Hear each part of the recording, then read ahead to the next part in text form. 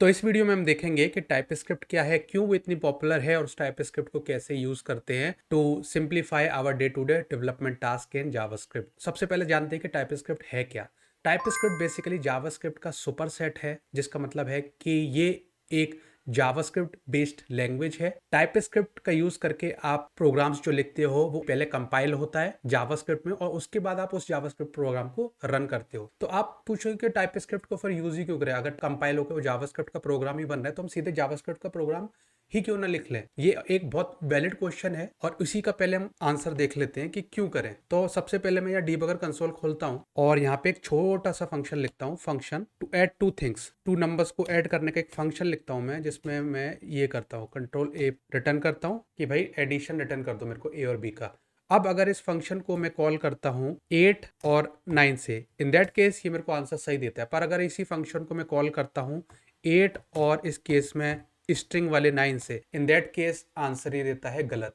ये मेरा इंटेंशन ही नहीं था कि मेरे को एक स्ट्रिंग और एक नंबर को ऐड करना था। मेरा जो फंक्शन था उसका एक काम था टू ऐड टू नंबर्स। तो मेरा एक कंस्ट्रेंट था कि जो इनपुट जाएंगे इस फंक्शन में वो दो नंबर्स होंगे। पर इस केस में क्या हुआ, नीचे वाले केस में, कि मैंने इस केस में एक स्ट्रिंग पास कर दिया, फिर भी ये फंक्शन चल गया। और एक और चीज करके देखते हैं, ऐड करते हैं 8 के अंदर नॉट अ नंबर को, तो फिर क्या चलेगा, उस केस में भी आंसर गलत आएगा। तो इन सारी प्रॉब्लम्स को जावास्क्रिप्ट हैंडल नहीं कर सकता, क्योंकि जावास्क्रिप्ट एक डायनेमिकली टाइप लैंग्वेज है, विच मीन्स के उसमें आप टाइप चेकिंग नहीं कर सकते हो। टाइप चेकिंग का मतलब होता है कि वेरिएबल्स का जो टाइप है उसको आप चेक कर पाओ और उस टाइप चेकिंग के बेस पे आप एरर डिटेक्ट कर पाओ कि आपके प्रोग्राम में कोई एरर आ रहा है या नहीं आ रहा।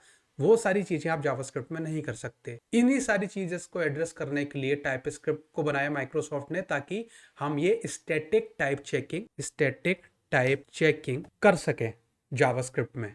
ठीक है, तो इसलिए हम यूज करते हैं टाइपस्क्रिप्ट जैसी लैंग्वेज का, ताकि हम डिफाइन करेंगे कि मेरा फंक्शन या मेरा ऑब्जेक्ट किस तरीके का होगा और वो किस तरीके का डेटा ले सकता है, और डिपेंडिंग ऑन दैट टाइपस्क्रिप्ट मेरे को खुद से डिटेक्ट करके बताएगा कि मेरे प्रोग्राम में एरर है या मेरे प्रोग्राम में एरर नहीं है। ठीक है, तो ये तो हो गया कि हम टाइपस्क्रिप्ट को यूज क्यों करते हैं। टाइपस्क्रिप्ट को कैसे यूज करते हैं वो अब हम देख लेते हैं। तो सबसे पहले हमको एक प्रोग्राम लिखना होगा सिंपल, और उस प्रोग्राम को हम टाइपस्क्रिप्ट के थ्रू चला के देखेंगे। तो हम क्या करते हैं, हम एक डायरेक्टरी क्रिएट करते हैं। पहले मैं एक डायरेक्टरी में चला जाता हूँ जहां पे मैं जाके अपनी टारगेट डायरेक्टरी बनाऊंगा। तो यहाँ पे मैं एक डायरेक्टरी बना देता हूँ MKDIR TS learning. TS means TypeScript. तो TS लर्निंग के नाम से मैंने एक फोल्डर बना लिया। इस TS लर्निंग के अंदर मैं गया। अब यहाँ पे मैं एक स्मॉल फाइल बनाता हूँ। तो सबसे पहले मैं VS कोड खोल लेता हूँ और यहाँ पे मैं एक फाइल बनाता हूँ। उस फाइल का नाम लिखता हूँ intro.ts। जैसे जावास्क्रिप्ट की फाइल का एक्सटेंशन होता है .js, टाइपस्क्रिप्ट की फाइल का एक्सटेंशन होता है .ts। तो मैं ये कर लेता हूँ, तो एक फाइल बन जाएगी। और उसके बाद में इस फाइल में लिखता हूँ console.log hello टाइपस्क्रिप्ट। तो अब आप ये देखोगे कि ये एक जावास्क्रिप्ट का प्रोग्राम है बेसिकली। इसमें टाइपस्क्रिप्ट स्पेसिफिक कुछ भी नहीं लिखा हुआ है। तो बेसिकली जैसा हमने लर्न करा था कि TypeScript is a superset of JavaScript. तो सुपरसेट जब कोई चीज होती है, जैसे ए बी का सुपरसेट है, इट मीन्स कि बी की सारी चीजें तो ए में है ही, और ए में एक्स्ट्रा चीजें भी हैं जो बी में नहीं है। ठीक है, तो TypeScript is a superset of JavaScript, which means कि जावास्क्रिप्ट की जो सारी चीजें हैं वो तो टाइपस्क्रिप्ट में है ही, एडिशनली टाइप चेकिंग भी है जो जावास्क्रिप्ट में नहीं है। तो ये मतलब होता है सुपरसेट का in context to TypeScript and JavaScript. अब हम इस प्रोग्राम को चलाएं कैसे। चलाने के लिए आपको एक कंपाइलर को डाउनलोड करना पड़ेगा अपने सिस्टम पे, उसको कहते हैं टाइपस्क्रिप्ट कंपाइलर। सो टाइपस्क्रिप्ट को अपने सिस्टम पे इंस्टॉल करने के लिए आपको Node.js की जरूरत पड़ेगी। तो Node.js को आपको अपने सिस्टम पे इंस्टॉल करना पड़ेगा। Node.js गूगल मारोगे आप तो आपको उसकी वेबसाइट मिल जाएगी जो लोकेटेड है nodejs.org पे। उस पे फिर डाउनलोड्स पे क्लिक करना। डाउनलोड्स पे क्लिक करके आपका जो भी ऑपरेटिंग सिस्टम है उसको सेलेक्ट कर लेना। मोस्ट प्रोबेबली 64 बिट का आपका सिस्टम होगा। तो आप जैसे ही उस बटन पे क्लिक करोगे एक फाइल डाउनलोड होना चालू कर देगी। उस पर डबल क्लिक करना, मोस्ट प्रोबेबली तो वो इंस्टॉल हो जाएगी। इंस्टॉल होने के बाद आपके पास दो प्रोग्राम्स आ जाएंगे कमांड लाइन पे। पहला होगा नोड, जो किस तरीके से स्टार्ट होता है, .exit से एग्जिट हो जाता है। और दूसरा होगा npm। npm होता है नोड पैकेज मैनेजर, ये नोड के संग इंस्टॉल होता है। तो npm हमें चाहिए रहेगा टू इंस्टॉल टाइपस्क्रिप्ट। सो हम इंस्टॉल करेंगे TypeScript using npm install -g which is a global install and लिखेंगे टाइपस्क्रिप्ट। तो हम यहाँ क्या कर रहे हैं, हम npm को बोल रहे हैं कि भाई मेरे को एक पैकेज इंस्टॉल करना है। उस पैकेज का नाम है टाइपस्क्रिप्ट और वो तुमको इंस्टॉल करना है ग्लोबली, विच मीन्स कि ये पैकेज आप कमांड लाइन से भी चला पाओगे, बिकॉज नॉर्मल मोड में npm जो भी चीज़ इंस्टॉल करता है वो एक फोल्डर के अंदर इंस्टॉल करता है, वो ग्लोबली अवेलेबल नहीं होती और उसको आप हर किसी पाथ से जाके नहीं चला सकते। पर जब हम npm i के संग -g को पेयर अप कर देते हैं, उस केस में वो ग्लोबली इंस्टॉल हो जाता है, वो ऑपरेटिंग सिस्टम लेवल पर जाके इंस्टॉल हो जाता है, जिसको आप कहीं से भी किसी भी फोल्डर लोकेशन से एक्सेस कर सकते हो। तो सबसे पहले हम ये करते हैं, तो इससे ये प्रोग्राम इंस्टॉल हो जाएगा। प्रोग्राम आपका इंस्टॉल हो गया है। अब हम चला के देखते हैं TSC, क्या TSC अवेलेबल है। विंडोज पे TSC इस समय अवेलेबल नहीं है। क्यों? क्योंकि TSC उस पाथ पे अवेलेबल नहीं है जो पाथ को विंडोज कंसीडर कर रहा है टू सर्च दिस बाइनरी। इस पाथ पे ये बाइनरी अवेलेबल नहीं। कौन सा पाथ ये सर्च कर रहा है? ये सारे फोल्डर्स को सर्च कर रहा है, जिसको आप खुद भी देख सकते हो $env:पाथ लगा के, कि आपके सिस्टम पे कौन कौन सी डायरेक्टरीज में है, वो जाके इस पर्टिकुलर चीज को सर्च करने का ट्राई कर रहा है। तो इस वाली जो आपकी कॉम्बिनेशन है, इसके अंदर ये TSC का प्रोग्राम अवेलेबल नहीं है। तो ये TSC का प्रोग्राम अवेलेबल कहाँ होगा? उसके लिए आप चेक कर सकते हो npm config-global get prefix। ये आप लिखोगे तो आपको ग्लोबल इंस्टॉल की लोकेशन मिल जाएगी कि वो किस पाथ पे जाके इंस्टॉल्ड है। तो ये मेरी लोकेशन है जहाँ पे मोस्ट प्रोबेबली TSC पड़ा होगा। तो मैं सबसे पहले तो जाके ही देख लेता हूँ उस लोकेशन पे कि इस लोकेशन पे कुछ है भी क्या। Ctrl+C करता हूँ, V करता हूँ और फिर LS करके देखता हूँ। तो देखिए यहाँ पे मेरे पास पड़ा है TSC वाला प्रोग्राम जो मेरे को चाहिए। यहाँ से मैं अगर TSC चलाऊंगा तो ये चलेगा TSC। तो यहाँ से मैं चलाया, देखिए पूरा TSC का प्रोग्राम चलने लगा, विच भी इसके TSC इंस्टॉल तो हुआ है। पर अगेन अगर मैं लौट के अपने पुराने फोल्डर पे जाऊंगा और फिर से TSC चलाने की कोशिश करूंगा तो ये नहीं चलेगा। तो मेरे को क्या करना है, मेरे को TSC को अपने विंडोज के पाथ पे लाके रखना है। तो पाथ पे लाने का तरीका होता है कि आप उसको एक्सपोर्ट कर दो अपने पाथ वेरिएबल में। तो आपको क्या करना है, env पाथ के अंदर एक और पाथ जोड़ देना है जो आपका ये वाला था, जो इसको आपने प्रीफिक्स के थ्रू निकाला था। हमको यहाँ पे डॉलर पाथ नहीं चाहिए, तो पाथ में ऐड करने के लिए हम कर सकते हैं इस तरीके से। तो अब ये पाथ में ऐड हो गया है मेरे। मैं इसको प्रिंट करा के देख लेता हूँ पाथ को, और मेरा ये पाथ आप देख पा रहे होगे यहाँ पे ये आ गया, पर ये गलत आ गया, कॉलर लग के आना चाहिए था। तो मैं क्या कर सकता हूँ, मैं इसमें कॉलर लगा देता हूँ आगे। अब मैं चेक करता हूँ कि अब सही आया। अब ये पाथ मेरे को सही दिखा रहा है, बट मेरा ये वाला पाथ मेस्ड अप हो चुका है, पर अभी हमको इसका यूज़ नहीं है तो हम इसको लेट गो करते हैं। तो अब हम क्या करते हैं, हम चेक करते हैं कि TSC हमें अवेलेबल हुआ कि नहीं। तो TSC अब हमारा चलने लगा क्योंकि हमने पाथ में उस लोकेशन को ऐड कर दिया जहाँ पे वो TSC फाइल इंस्टॉल हुई आके। तो हमारा टाइपस्क्रिप्ट का कंपाइलर रेडी है। अब टाइपस्क्रिप्ट का कंपाइलर का यूज़ करके हम क्या करेंगे, हम इस प्रोग्राम को कंपाइल कराएंगे। तो मैं VS कोड को फुल स्क्रीन कर देता हूँ, यहाँ पे कंट्रोल बैकटिक दबा के इसी के अंदर इंटीग्रेटेड टर्मिनल खोल लेता हूँ और यहाँ पे लिखता हूँ TSC टू चेक कि TSC अवेलेबल है कि नहीं। अगेन सेम काम, मेरे पास अवेलेबल नहीं है TSC, तो मैं करूंगा प्रीफिक्स निकालूंगा। प्रीफिक्स जो मिल जाएगा उसमें करूंगा मैं env path plus equals to colon और आपका यही चीज। तो अब इस वाले टर्मिनल सेशन के अंदर भी मेरा TSC का पाथ इसको मिल जाएगा। अब ये वाला जो स्टेप है ये मैनुअल स्टेप है, आपको हर सेशन में ये करना पड़ेगा। अगर आपको इस चीज़ से बचना है तो उसका दूसरा तरीका भी है कि ये पाथ आपको दोबारा कभी सेट ही नहीं करना पड़ेगा, हमेशा सेट रहेगा। उसके लिए आप करोगे add environment variable search Windows की दबाने के बाद। तो अगर आप एडमिनिस्ट्रेटर होगे तो आपको वो ऑप्शन मिल जाएगा जिसके थ्रू आप जाके अपने एनवायरनमेंट में परमानेंटली इस फोल्डर को जो यहाँ पे आपको आया होगा उसको अपने पाथ पे जाके इंस्टॉल कर सकते हो। उसके बाद आपको ये हर सेशन में जाके नहीं करना पड़ेगा। बस फॉर द टाइमिंग हम इसी तरीके से प्रोसीड करेंगे to build the muscle memory. अब हम कराते हैं अपना प्रोग्राम को कंपाइल TSC और intro.ts, और ये प्रोग्राम कंपाइल होने के बाद नेक्स्ट लाइन पे अपने आप आ जाएगा।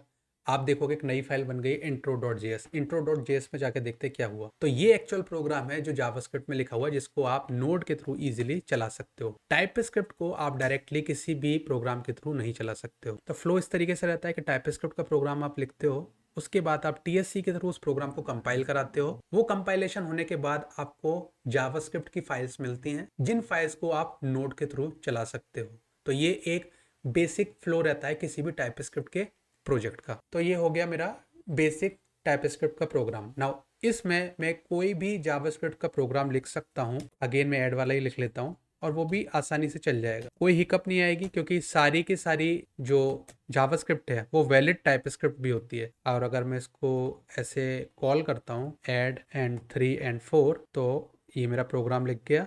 मैं इसको सेव कर लेता हूँ, मैं इसको TSC के थ्रू चलाता हूँ, कंपाइल करा दिया, नोड के थ्रू एग्जीक्यूट करता हूँ। तो ये मेरा हो गया एक फुली वर्किंग टाइपस्क्रिप्ट का प्रोग्राम जो कंपाइल भी होता है और रन भी होता है परफेक्टली। तो कॉन्ग्रेचुलेशंस, आपको बेसिक्स ऑफ टाइपस्क्रिप्ट क्लियर हो गए कि टाइपस्क्रिप्ट होती क्या है, क्यों यूज़ करते हैं और कैसे यूज़ करते हैं। बट अभी तक इस प्रोग्राम में हमने टाइपस्क्रिप्ट की जो मेन फंक्शनैलिटी है, जो मेन पावर है, उसका तो यूज ही नहीं किया है। टाइप स्क्रिप्ट का मेन जो इंपॉर्टेंस है वो है टाइप चेकिंग का, कि आप अपने चीजों का टाइप, लाइक फंक्शन का टाइप, वेरिएबल का टाइप, ऑब्जेक्ट की प्रॉपर्टीज का टाइप चेक कर सकते हो। तो वो कैसे करते हैं वो हम देख लेते हैं। तो ए और बी नंबर हो सकते हैं, राइट। तो टाइप स्क्रिप्ट में ये चीज मैं कैसे लिखता हूँ, मैं लगाता हूँ कॉलन और उसके बाद लिखता हूँ कि कौन सा डेटा टाइप वो पर्टिकुलर वेरिएबल ले सकता है। तो ए ले सकता है नंबर, अगेन बी के लिए भी मैं सेम काम करूंगा, बी ले सकता है नंबर। तो इस तरीके से मैंने डिनोट कर दिया या एनोटेट कर दिया कि A is of type number, B is of type number, और मेरा फंक्शन रिटर्न भी करता है वो भी नंबर ही होता है। तो अगेन मैं फंक्शन के बाद भी यहाँ पे इस तरीके से लिख सकता हूँ कि नंबर। नाउ यहाँ पे ये ऐड फंक्शन एनोटेट हो गया है प्रॉपरली यूजिंग टाइप स्क्रिप्ट कि ए और बी नंबर होंगे और जो मैं प्रोड्यूस करूंगा एज एन आउटपुट वो भी एक नंबर ही होगा। तो यहाँ पे आप देख रहे हो मैंने इस फंक्शन को कॉल करा रखा है विद प्रॉपर एक्चुअल आर्गुमेंट्स 3 और 4। अब अगर यहाँ पे मैं 4 को कर दूं स्ट्रिंग टाइप का, तो देखो आप यहाँ पे स्क्विगली लाइन आ गई नीचे, which means that type script is complaining कि भाई तुमने बोला कि बी तो नंबर होगा, पर तुमने तो यहाँ मेरे को बी की वैल्यू दे दी string, which is wrong as per me. तो टाइप स्क्रिप्ट इस तरीके से आपकी एज अ डेवलपर हेल्प करता है कि ठीक है तुम मेरे को बता दो कि कोई ऑब्जेक्ट या कोई कांस्टेंट या कोई फंक्शन किस टाइप का होगा, किस टाइप का आंसर प्रोड्यूस करेगा, और बेस्ड ऑन दैट इन्फॉर्मेशन मैं तुमको पहले ही बता दूंगा कि तुम्हारे प्रोग्राम में एरर है किधर। तो यहाँ पे दो काम हो रहे हैं। यहाँ पे जो स्क्विगली लाइन आ रही है ये आ रही है वीएस कोड के थ्रू। वीएस कोड आपकी हेल्प कर रहा है, पर अभी तक हमने टीएससी का यूज करके नहीं देखा है। टीएससी के थ्रू आपका एक्चुअल कंपाइलेशन होगा। अगर आप दोबारा कंपाइल कराओगे इस प्रोग्राम को तो आएगा आपके एरर। अब देखो यहाँ पे हमें आ गया एरर कि यहाँ पे एक एरर मिला है मेरे को इस लाइन पे और इधर है ये एरर। तो इस बेस पे आपका जो प्रोग्राम है वो कंपाइल ही नहीं होगा। अगर मैं इस फाइल को डिलीट कर देता हूँ यहाँ से शिफ्ट डिलीट और दोबारा इस प्रोग्राम को चलाता हूं तो आप देखोगे कि मेरी intro.js दोबारा बन रही है ना, जबकि प्रोग्राम मेरा गलत है। तो अगर मैं चाहूं तो मैं इस चीज को बचा सकता हूं कि भाई मेरी प्रोग्राम फाइल ही तू जनरेट मत कर अगर मेरे प्रोग्राम में एरर है। वो कैसे करते हैं, मैं TSC के बाद लिख सकता हूं नो एमिट ऑन एरर। अगर मैं ऑन एरर टाइपो हो गया यहाँ पे, ऑन एरर होगा ये, तो अगर मैं इस तरीके से प्रोग्राम को कंपाइल कराऊंगा तो मेरी ये JS फाइल नहीं बनेगी। तो इस बार डिलीट करते हैं इस फाइल को और दोबारा से अपने प्रोग्राम को चला के देखते हैं। अगेन एरर तो आया पर इस बार वो TS फाइल नहीं बनी, क्योंकि हमने ये क्लॉज दे दिया कि भाई TS फाइल की कंपाइलेशन में अगर एरर आए तो जावास्क्रिप्ट की फाइल मत बनाना। तो आप इस तरीके से टाइपस्क्रिप्ट को गाइड कर सकते हो कि मेरा डेटा किस तरीके का रहेगा और कैसे उसको आपको पहले ही आगाह करना है टू कैच दीज एरर्स। तो ये तो हो गई फंक्शन वाली बात कि फंक्शन को हम इस तरीके से एनोटेट कर सकते हैं। बट हमें अगर रेगुलर किसी वेरिएबल का टाइप डिफाइन करना है तो वो कैसे करते हैं। तो हमने यहाँ पे ऐड को सीधा प्रिंट करा रखा है। हम क्या कर सकते हैं, हम ऐड को रिजल्ट के अंदर कंटेन कर सकते हैं 3 और 4, और हमको पता है कि रिजल्ट का जो टाइप होगा वो नंबर टाइप का होना चाहिए। तो अगेन यहाँ पे देखिए मैं जैसे इस पे होवर कर रहा हूँ तो टाइप स्क्रिप्ट अपने आप मेरे को बता रही है कि जो टाइप है रिजल्ट का वो नंबर होगा। तो बेस्ड ऑन दैट मैं नंबर रिलेटेड फंक्शनैलिटीज को इन्वोक कर सकता हूँ, जैसे कि to exponent, to fixed, to local string. So ये सब नंबर रिलेटेड फीचर्स हैं। अब इसमें क्या हो रहा है, अगेन मेरे को VS कोड हेल्प कर रहा है टू राइट प्रॉपर कोड। क्यों, क्योंकि वो डिटेक्ट कर पा रहा है कि जो रिजल्ट है वो नंबर टाइप का होगा। तो मेरे को जो सजेशंस देने हैं वो नंबर टाइप के ही सजेशंस देने हैं। मेरे को स्ट्रिंग टाइप के या फिर किसी और बुलियन टाइप के सजेशंस नहीं देने, क्योंकि जो टाइप है वेरिएबल का वो नंबर है। ठीक है। अगेन अगर मैं इसको इस तरीके से कर दूं टू स्ट्रिंग, उस केस में क्या हो जाएगा, ये डिटेक्ट कर लेगा जो रिजल्ट है उसका टाइप है स्ट्रिंग। तो अगेन अगर मैं डॉट करूंगा यहाँ पे तो अब आप देखोगे कि जो सजेशंस आ रहे हैं वो स्ट्रिंग के आ रहे हैं ना कि नंबर्स के आ रहे हैं। तो VS कोड के अंदर काफी अच्छा इंटीग्रेशन दे रखा है टाइपस्क्रिप्ट का। जो हम यहाँ से TSC चला रहे हैं इसका और इस VS कोड का आपस में कोई लिंक नहीं है, बट VS कोड के अंदर एक नेटिव इंटीग्रेशन दे रखा है टाइपस्क्रिप्ट का, एंड बेस्ड ऑन दैट वो अपना लिंटर चला रहा है और उसके बेस पे आपको यह एरर बता रहा है। वरना हमारे केस में एरर आपको TSC करने के बाद पता पड़ेंगे, जैसा हमारा प्रोजेक्ट का सेटअप है। ठीक है। तो ये एक इंपॉर्टेंट टॉपिक है जिसको काफ़ी लोग कंफ्यूज कर देते हैं कि हम मैंने यहाँ से TSC चलाया इसलिए मेरे को यहाँ पे दिख रहा है। नहीं, ये इंटीग्रेशन आपको VS कोड प्रोवाइड कर रहा है जिसके बेस पे आपको यहाँ पे रेड लाइन दिख रही है, और ये इंटीग्रेशन आपने खुद से बनाया है जो TSC वाला आप चला रहे हो। ये आपका एक्सप्लिसिट प्रोग्राम है जिसको आप चला रहे हो, और ये इम्प्लिसिटली अपने आप को खुद चला रहा है VS कोड। नाउ अब हम कुछ ऐसा करते हैं कि हमको TSC पे भी एरर दिखे। नाउ वी नो कि जो रिजल्ट है वो स्ट्रिंग टाइप का है, पर अगर मैं उस पर टू प्रिसीजन कॉल कर दूं, अब टू प्रिसीजन आपका नंबर्स पे अवेलेबल रहता है, ये आपके स्ट्रिंग्स पे अवेलेबल ही नहीं होता मेथड। नाउ VS कोड तो अपना काम कर रहा है, वो तो मेरे को पहले ही बता दे रहा है कि टू प्रिसीजन नाम की प्रॉपर्टी तो स्ट्रिंग पे अवेलेबल होती नहीं है, तो तुम एक्सेस क्यों कर रहे हो, this is probably a mistake. But मैं तो TSC के थ्रू चेक करता हूँ, तो मैं TSC के थ्रू इस प्रोग्राम को चला के देखता हूँ। जब मैं TSC करूंगा तो वो मेरे को बताएगा property to precision does not exist on type string. Again अगर मैं यहाँ से टू स्ट्रिंग हटा दूंगा, in that case this true precision will work, क्योंकि अब जो टाइप हो गया वो हो गया नंबर। तो बेसिक टाइप्स देख लेते हैं टाइप स्क्रिप्ट में कौन कौन से होते हैं। कॉन्स्टेंट A हो गया मेरा नंबर टाइप का, उसने नंबर ले लिया तो एक नंबर टाइप होता है। कॉन्स्टेंट B हो गया मेरा स्ट्रिंग टाइप का, तो ये हो गई मेरी स्ट्रिंग। तो ये जो मैं इधर लिख रहा हूं ये होते हैं टाइप स्क्रिप्ट के वैलिड टाइप्स। कांस्टेंट C हो गया मेरा बूलियन टाइप का, तो ये हो गया मेरा ट्रू। ठीक है, अगर मैं इसको ट्रू को इस तरीके से लिख दूं, in that case type script will complain कि C तो भाई बूलियन है, तुम स्ट्रिंग लिख ही क्यों रहे हो, तो it should be this thing. Then होता है अपना अनडिफाइंड, क्योंकि जावास्क्रिप्ट में भी अनडिफाइंड का टाइप होता है, इसलिए टाइप स्क्रिप्ट में भी ये दे रखा है। तो अनडिफाइंड का तो अगेन अपन को अनडिफाइंड ही असाइन करना पड़ेगा।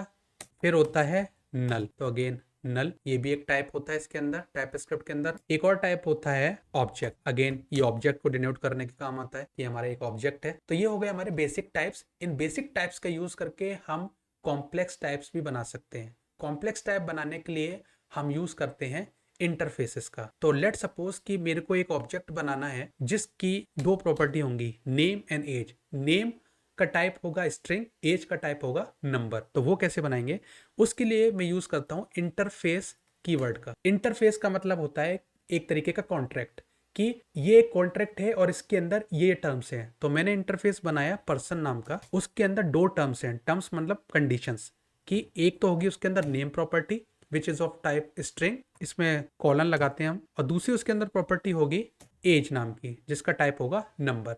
तो ये हो गया मेरा एक कॉन्ट्रैक्ट, ये बन गया मेरा एक इंटरफेस। इसके अंदर दो हैं टर्म्स या कंडीशंस, कि एक प्रॉपर्टी होगी नेम नाम की ऑफ टाइप स्ट्रिंग, दूसरी प्रॉपर्टी होगी एज नाम की ऑफ टाइप नंबर। तो ये बन गया हमारे कॉम्प्लेक्स टाइप या फिर हमारा कस्टम टाइप जिसको हमने डिफाइन किया है। ये टाइप स्क्रिप्ट के अंदर नहीं है। ठीक है, इसको यूज कैसे करते हैं, अब मेरे को एक बनाना है पर्सन, इसका टाइप होगा P। तो मैं ऑब्जेक्ट बनाऊंगा खाली, तो ये देखिए एरर देगा कि भाई तुमने बोला था कि ये तो पर्सन टाइप का है, पर पर्सन के कॉन्ट्रैक्ट के हिसाब से तो इसमें दो प्रॉपर्टीज होनी चाहिए, नेम एंड एज, पर मेरे को तो इस ऑब्जेक्ट में कोई प्रॉपर्टी दिख ही नहीं रही है। तो इस तरीके से टाइप स्क्रिप्ट अगेन आपकी हेल्प करता है कि तुमने एक ऑब्जेक्ट बनाया है पर्सन टाइप का, पर उस पर्सन के अंदर वैल्यू तो तुमने डाली ही नहीं। तो अब हमको क्या करना पड़ेगा, हमको इसके अंदर दो प्रॉपर्टीज को डिफाइन करना पड़ेगा, name and as.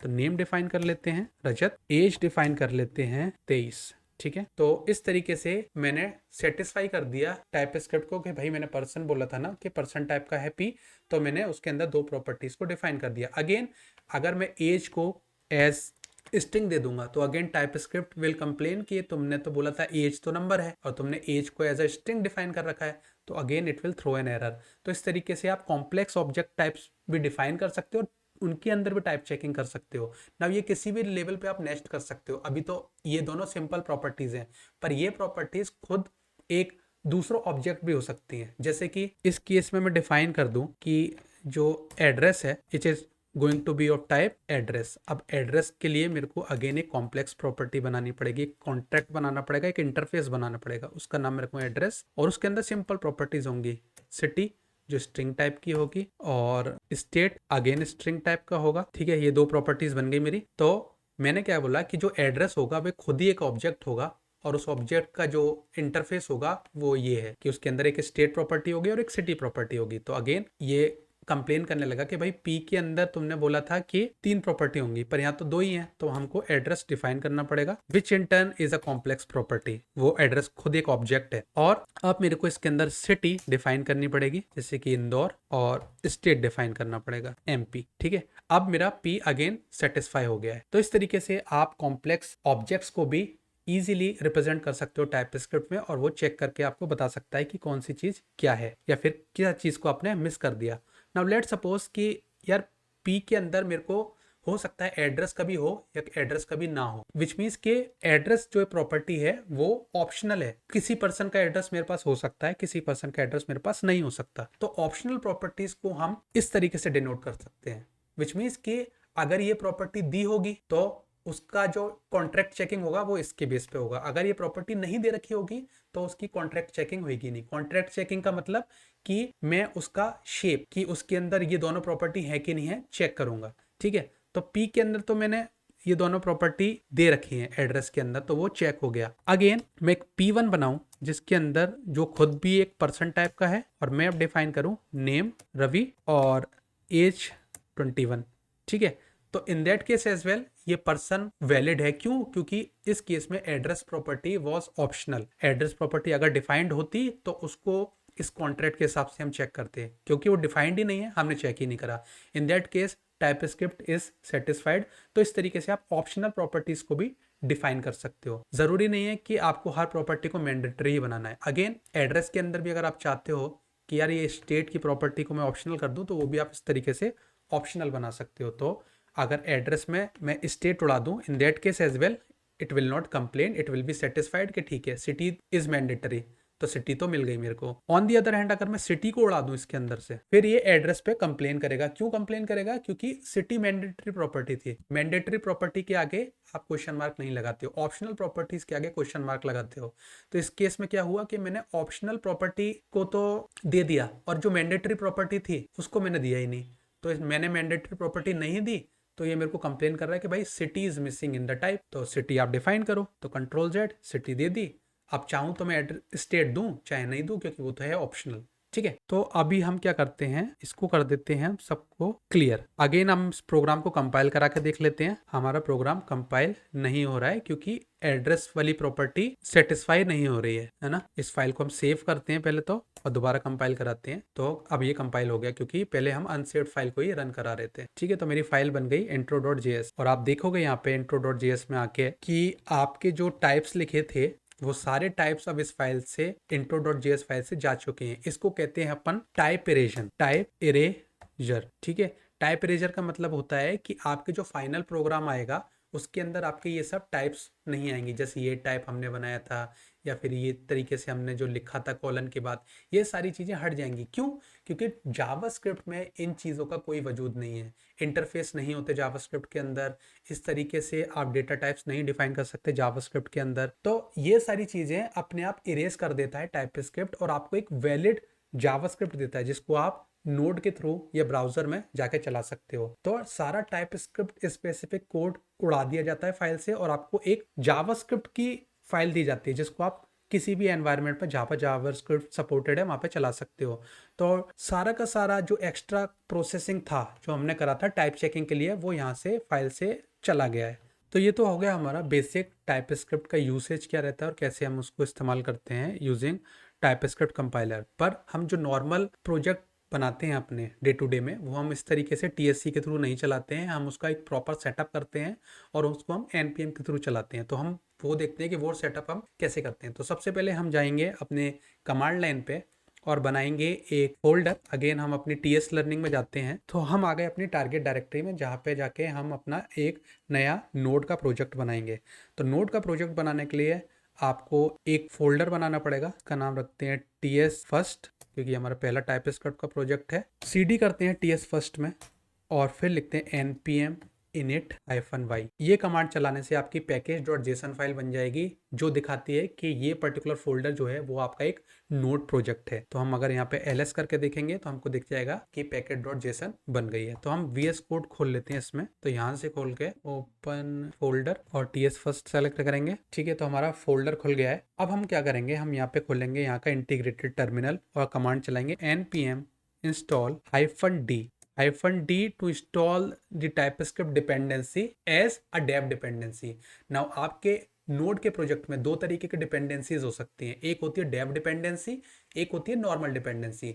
Normal dependency चाहिए रहती है आपके प्रोजेक्ट को एक्चुअली में चलने में, और जो डेव डिपेंडेंसी होती है वो आपके प्रोजेक्ट को कंपाइल होने के टाइम पे चाहिए रहती है, विच मीन्स कि जब आपका प्रोजेक्ट रन करेगा सर्वर पे, इन दैट टाइम वो वाली डिपेंडेंसी, डेव डिपेंडेंसी आपको अपने सिस्टम पे नहीं चाहिए रहेगी, केवल नॉर्मल डिपेंडेंसी चाहिए रहेगी। पर जब आपका प्रोग्राम कंपाइल हो रहा है उस केस में आपको नॉर्मल डिपेंडेंसी भी चाहिए रहेगी और डेव डिपेंडेंसी भी चाहिए रहेगी। अब टाइपस्क्रिप्ट का यूज हम करते हैं कंपाइल कराने के लिए, राइट? तो हमें अपना प्रोग्राम चलाने के लिए टाइपस्क्रिप्ट की जरूरत नहीं, क्योंकि प्रोग्राम तो हमारा .js फाइल के अंदर है। तो .js फाइल तो नोड सीधे चला सकता है, उसको टाइपस्क्रिप्ट की जरूरत नहीं है, ठीक है?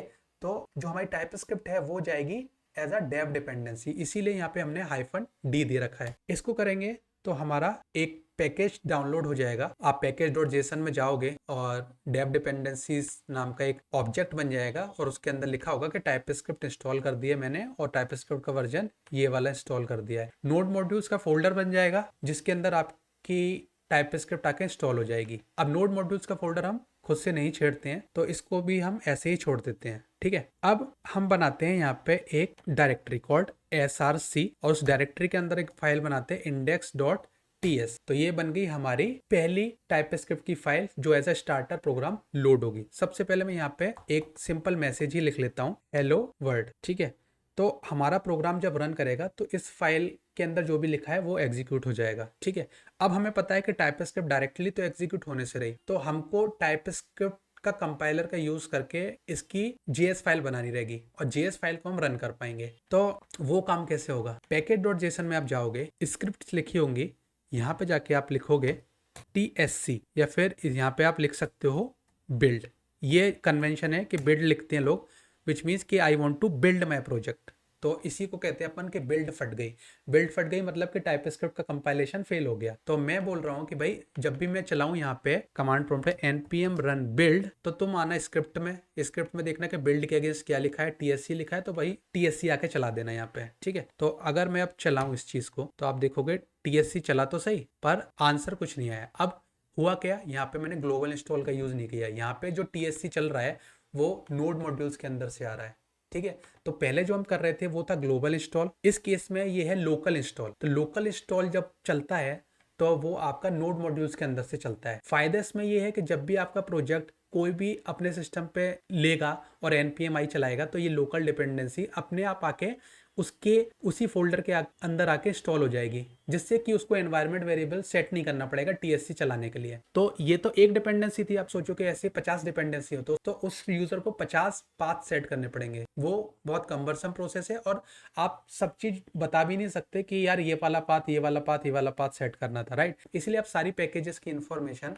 package.json में डालते हो ताकि एक npm i चलाऊं, सब कुछ इंस्टॉल हो जाए, सबके पाथ मेरे को पता रहे कि हाँ नोड मॉड्यूल्स के अंदर मिलेगा, वहां से चलाना है, ठीक है? तो स्क्रिप्ट के अंदर जो भी प्रोग्राम कॉल करोगे आप उसको पता रहेगा कि ये मेरे को नोड मॉड्यूल्स के अंदर मिल जाएंगे। तो TSC हमने यहाँ से चलाया, उसको पता है कि TSC मेरे को मिलेगा मेरे ही फोल्डर के नोड मॉड्यूल्स के अंदर, ठीक है? तो हमने चलाया प्रोग्राम पर हमारा कुछ चला नहीं। अभी हमारा प्रोग्राम क्यों नहीं चला? एरर आपका ऊपर आ रहा है जिसको मैं एक्सपेंड करके आपको दिखाता हूँ। तो ये बोल रहा है कि मेरे को कोई फाइल ही नहीं मिली जिसको मैं कंपाइल कराऊं।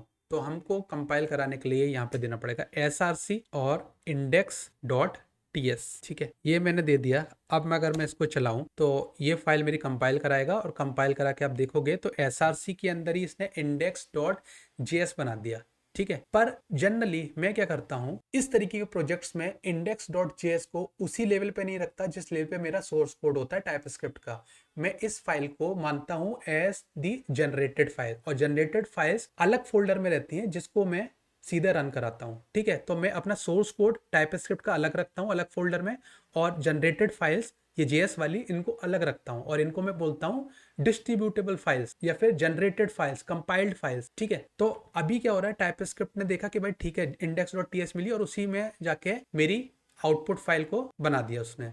मेरे को ऐसा नहीं चाहिए, मैं चाहता हूं कि आउटपुट डायरेक्टरी हो दूसरी कोई, वो मैं स्पेसिफाई कर सकता हूं कमांड लाइन से। अगेन मैं package.json में जाऊंगा और यहाँ पे दे सकता हूं आउटडिर के बाद मैं दे दूं उस डायरेक्टरी का नाम जहां पे मैं चाहता हूं कि मेरी फाइल्स जाके स्टोर हो जाए। तो मैं इस केस में डिस्ट दे देता हूं। तो ये दे दिया मैंने और npm run build चलाया, अब देखोगे आप ये dist नाम का फोल्डर बन गया। इस dist नाम के फोल्डर के अंदर index.js फाइल इसने बना दी। तो अब इस फाइल को मैं डायरेक्टली चला सकता हूँ। कैसे? node dist index.js और मेरा प्रोग्राम चल गया। अगेन मैं npm स्क्रिप्ट का यूज कर सकता हूँ। स्क्रिप्ट के अंदर आके लिख दूं रन, और रन के अंदर क्या करूं कि भाई चल गया प्रोग्राम ऐसे this.index.js। इस तरीके से अब अगर मैं यहाँ पे आके लिखूंगा npm run in that case ये मेरा प्रोग्राम को चला देगा यहाँ पे लाके, और हेलो वर्ल्ड मेरा आंसर आ गया।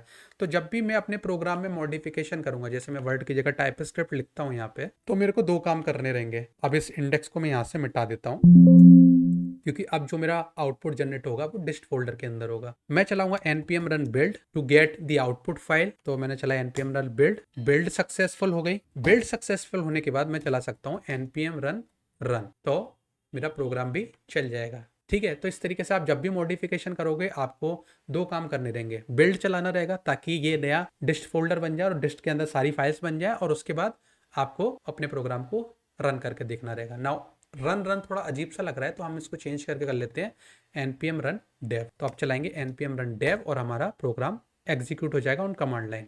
ठीक है, तो हमने प्रोजेक्ट का सेटअप कर लिया है। पर अभी हमने क्या करा है, हमने यहाँ पे इस तरीके से स्पेसिफाई करा है कि भाई कौन कौन सी फाइल्स जाके कंपाइल करानी है।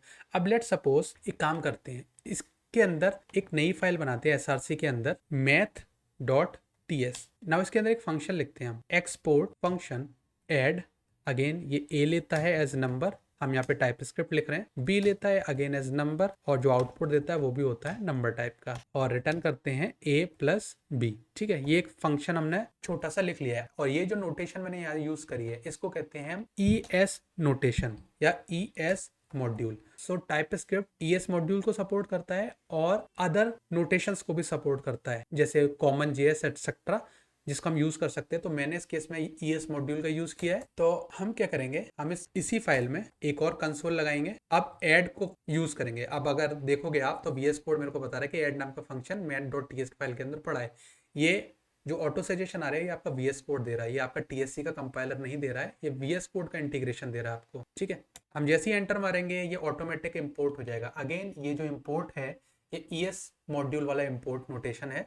कॉमन JS में हम इसको इस तरीके से लिखते थे, कांस्टेंट मैथ रिक्वायर मैथ। आपका ये वाला नोटेशन भी चल सकता है टाइप स्क्रिप्ट में, पर हम इसको नहीं चलाते, हम ES मॉड्यूल का ही ज्यादातर यूज लेते हैं। इस सेटअप को चलाने के लिए आपको एडिशनल सेटअप करना पड़ेगा। ठीक है, तो ऐड वाले फंक्शन को हमने कॉल कर लिया इस तरीके से, और उसके अंदर दो वैल्यू पास करा दी। इस केस में क्या है कि हमारे पास दो फाइल है। हम अपना प्रोजेक्ट को पहले बिल्ड कराते हैं। npm run बिल्ड हो गया प्रोजेक्ट। देखिए डिस्ट फोल्डर के अंदर दो फाइल्स आ गई हमारे पास। npm run dev करा के हैं, इस प्रोजेक्ट को रन भी करा के देखते हैं। तो मेरा प्रोजेक्ट रन भी हो गया, सही चल रहा है। ठीक है, अगर मैं इसमें जाऊं तो यहाँ पे मैंने लिख रखा है कि src index.ts फाइल को कंपाइल करा दो।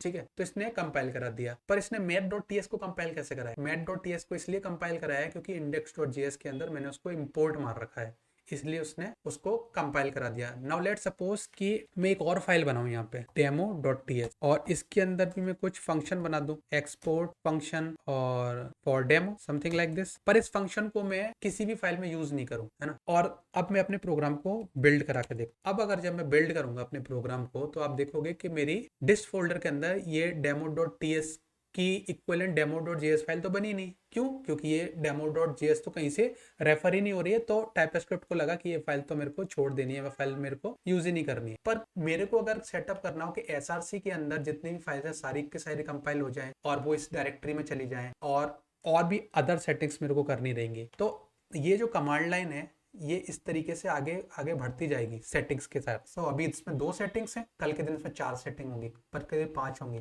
तो आपका जो कमांड लाइन है वो इस तरीके से लंबा खिंचता चला जाएगा, which will become very complex to maintain. उसको मेंटेन करना बिल्कुल भी आसान नहीं होगा। तो इस सारी सेटिंग्स को हम एक फाइल में डाल सकते हैं। वो फाइल कौन सी रहेगी?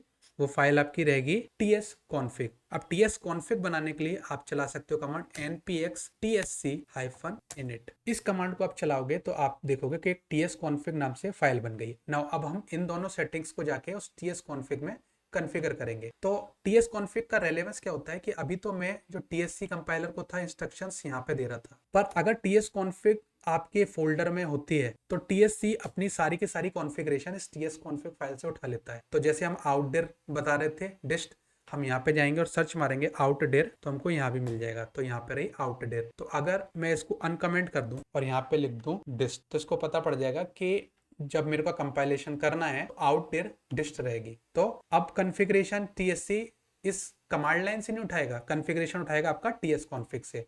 तो TS कॉन्फ़िग में मैंने जाके लिख दिया आउटडेर हो गई मेरी डिस्ट। अगर मैं डिलीट कर देता हूँ इस डिस्ट फोल्डर को और अब चलाता हूँ npm run build, तो TS कॉन्फ़िग में से उठा लेगा सेटिंग और आपका काम कर देगा। तो अब देखो इसने क्या करा कि सारी की सारी फाइल जो भी SRC में थी वो कंपाइल करा के यहाँ डाल दी। अगेन पहले वाले केस में क्या था कि demo.ts की demo.js फाइल नहीं बन रही थी, पर इस केस में बनी। क्यों बनी? क्योंकि TS कॉन्फ़िग का जब हम यूज करते हैं और हम स्पेसिफाई नहीं करते हैं कि किस फोल्डर में से हमको टाइपस्क्रिप्ट की फाइल को उठाना है कंपाइल करने के लिए, तो बाय डिफॉल्ट SRC कन्वेंशन रहता है कि SRC नाम का जो फोल्डर होगा उसके अंदर मोस्ट प्रोबेबली सारी टाइपस्क्रिप्ट की फाइलें मेरे को मिल जाएंगी। तो इसने ऑटोमेटिकली अज्यूम कर लिया कि मेरी टाइपस्क्रिप्ट की फाइल्स SRC फोल्डर के अंदर है। अगेन आप इस चीज को कॉन्फ़िगर कर सकते हो, हर चीज आप यहाँ से इस TS कॉन्फ़िग फाइल के थ्रू कॉन्फ़िगर कर सकते हो। जो हमने शुरू में लिखा था नो एमिट वाला ऑप्शन, वो भी आपको यहाँ मिल जाएगा कि अगर एरर आए प्रोग्राम में तो एमिट नहीं करना। जैसे मैं यहाँ दिखा दूं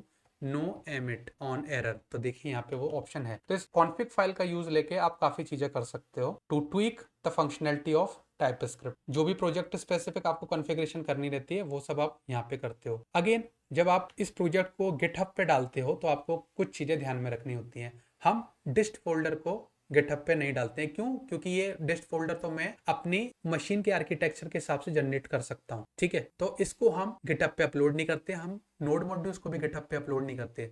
तो ऐसी सारी फाइल जो हम गिटहब पे अपलोड नहीं करते उसको डिनोट करने के लिए हम एक फाइल बना सकते हैं गिट इग्नोर यहाँ पे, और इसके अंदर हम लिख सकते हैं नोड मॉड्यूल्स कि हमको ये फोल्डर नहीं चाहिए और डिस्ट भी हमको नहीं चाहिए, ठीक है। अभी एज ऑफ नाउ ये जो प्रोजेक्ट है ये हमारा गिट का प्रोजेक्ट नहीं है, तो हम गिट इनिट करके इसको एक गिट का प्रोजेक्ट बना सकते हैं, ठीक है। तो आपको TS कॉन्फ़िग कमिट करनी रहेगी along with your other code.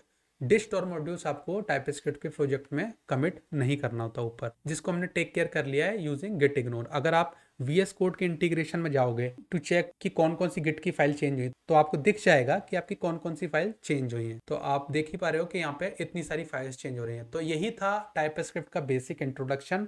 ये बेसिक टाइपस्क्रिप्ट की नॉलेज के संग आप काफी आगे जा सकते हो टाइपस्क्रिप्ट में, और आज ही से नॉर्मल जावास्क्रिप्ट लिखना आप छोड़ दो। आप जितना हो सके टाइपस्क्रिप्ट का कोड लिखो, क्योंकि इंडस्ट्री में अडॉप्शन टाइपस्क्रिप्ट का बहुत अच्छा है और कंपनीज वैल्यू करती है टाइपस्क्रिप्ट डेवलपर्स को।